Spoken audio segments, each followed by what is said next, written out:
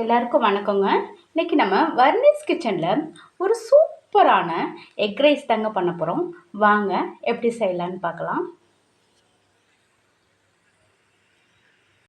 அடுப்பில் ஒரு பேன் வச்சுக்கலாங்க. அதில் ஒரு 3 டீஸ்பூன் அளவுக்கு எண்ணெய் ஊற்றிக்கலாங்க.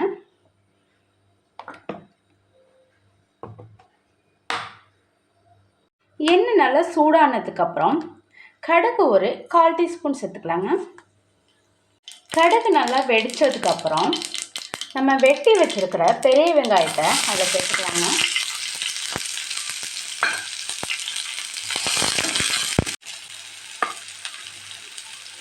ஒரே ஒரு பச்சை மிளகாய் சேர்த்துக்கலாங்க. ஒரு கொத்து கருவேப்பிலை சேர்த்துக்கலாங்க. இப்போ நல்லா இதை மிக்ஸ் பண்ணிக்கலாங்க.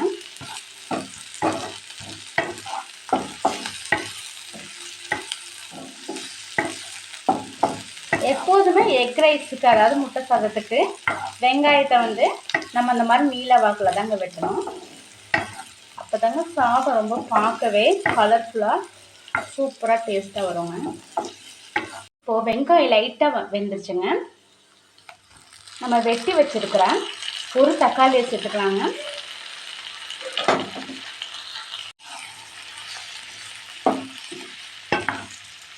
இப்போ இந்த தக்காளி வெங்காயம் வேகிறதுக்கு மட்டும் லைட்டாக ஒரு 1/4 டீஸ்பூன் சால்ட் சேர்த்துக்கலாங்க. இப்போ தக்காளி வெங்காயம் நல்லா வதங்கிடுச்சுங்க.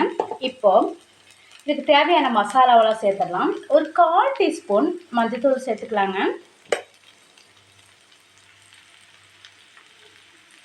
வரமிளகாத்தூள் ஒரு 1/4 டீஸ்பூன் சேர்த்துக்கலாங்க. மல்லித்தூள் ஒரு 1/4 டீஸ்பூன் சேர்த்துக்கலாங்க. கரம் மசாலா ஒரு 1/4 டீஸ்பூன் சேர்த்துக்கலாங்க. சீரகத்தூள் ஒரு 1/4 டீஸ்பூன் சேர்த்துக்கலாங்க. நல்லா மிக்ஸ் பண்ணிக்கலாங்க.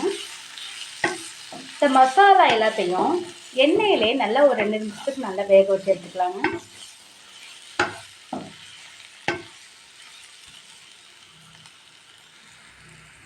இப்போ நம்ம இந்த ஸ்டேஜில் இஞ்சி பூண்டு பேஸ்ட்டு ஒரு ஸ்பூன் சேர்த்துக்கலாங்க.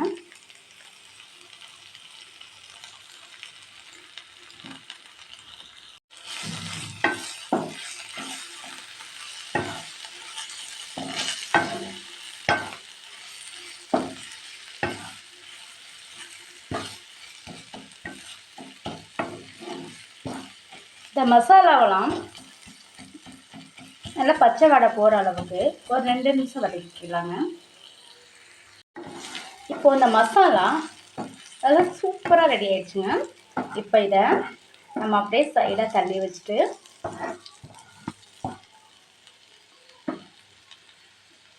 நம்ம உடச்சி வச்சுருக்கிற 3 முட்டையை இந்த ஓரமாக சேர்த்துக்கலாங்க.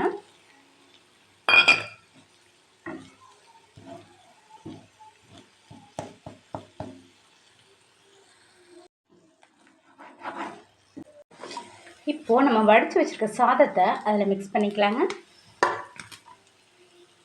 இப்போ நம்ம அடுப்பை நல்லா ஹை ஃப்ளேமில் வச்சு கிண்டிக்கலாங்க.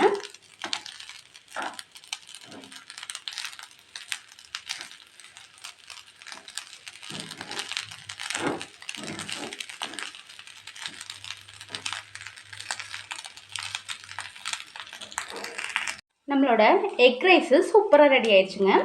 இப்போது நம்ம லைட்டாக கொத்தமல்லி தழை தூவி அடுப்பை ஆஃப் பண்ணிடலாங்க. நம்மளோட எக் ரைஸு சூப்பராக ரெடி ஆயிடுச்சுங்க. முட்டை சாதம் பிடிச்சிருந்துச்சுன்னா வர்னிஸ் கிச்சனை சப்ஸ்கிரைப் பண்ணுங்கள், லைக் பண்ணுங்கள், கமெண்ட்ஸ் பண்ணுங்கள், உங்கள் ஃப்ரெண்ட்ஸ்க்கும் ஷேர் பண்ணுங்கள். நீங்களும் இதை செஞ்சு பாருங்கள். செஞ்சு பார்த்துட்டு எப்படி இருந்துச்சுன்னு நீங்கள் கமெண்ட் பாக்ஸில் சொல்லுங்கள் ஃப்ரெண்ட்ஸ். சப்ஸ்கிரைப் பண்ணும்போது பக்கத்தில் உள்ள பெல் பட்டனையும் கிளிக் பண்ணிக்கோங்க. அப்போ தான் நான் போடுற எல்லா வீடியோவும் உங்களுக்கு உடனுக்குடனே கிடைக்குங்க. Thank you friends. தேங்க்யூ ஃபார் வாட்சிங்.